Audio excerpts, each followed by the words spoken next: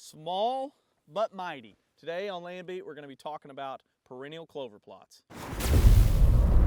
I don't know what it is about perennial clover. Some people love them, but I feel like most times it gets kind of pushed aside as a meh. It's just a clover plot. A lot of times when people describe clover plots when I'm doing a consult, it's like, it's just a clover plot. And I'm like, just a clover plot? Missed it. Mr. Misunderstood is the there you go. typical response of a great stand of clover. Yeah, and even mediocre stands. This is a edge of a 5-acre field, and we're looking at, there's some weeds mixed in. It's just a little strip along the edge, but pounds of forage produced on small little food plots or odd areas that, when you see this, you think, well, you can't even hide your hand in that. But we're the latter part of March, had a heavy frost this morning. This has been providing tons of forage over the last month. Yeah. When you start getting into February and you get those warmer afternoons, sunshine, and this perks up and it starts providing a lot of food. And I know if we had utilization cages out here, you would see a difference in knowing that deer are here foraging. You can see some browse.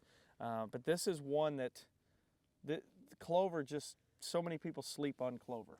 I love the fact that with a perennial root system, sure, it has some time frames where clover can get stressed. And I think a lot of people, that's what they have in their mind of the midsummer when they're out glassing bucks, or they might be reviewing some plots prepping for the fall. Clover doesn't look like much, but clover always comes back on a dry year better than trying to establish a new stand of fall annuals. And so I feel like as a backbone or as a reserve, I can always bank on clover really coming back in a springtime frame, or in an early spring like this year. It's going to come back early. It's going to do really good through the midsummer, probably wane or lose some value midsummer. But then with the dews overnight in September, right coming into season, it comes right back to life.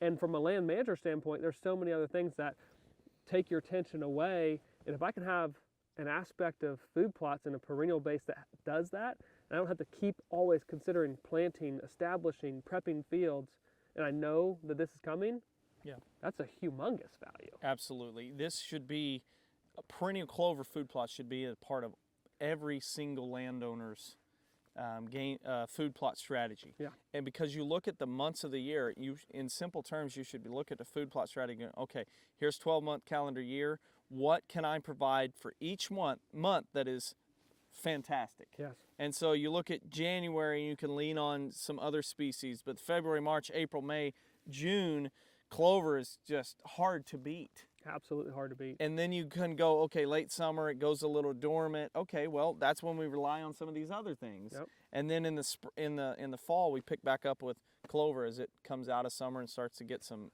good dews in the morning in September and October, and here we are. Yeah, this is just even November and sometimes early December in different time portions of the whitetails range, it can be very, very reliable still. It doesn't have to be these big grain type food plots that deer rely on. Per acre, you can expect on a well-managed stand 5,000 to 6,000 pounds of food coming out of a stand of clover. That's pretty amazing. And then I think there's also a lot of weed control options too. Yeah.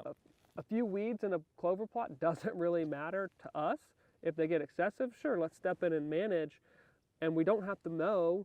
We have herbicide options that can help protect these stands and really take care of troublesome weeds if you know what you're doing with herbicides. Yeah, it's a great thing to have. If you don't have it, it'd be pretty cool if you did.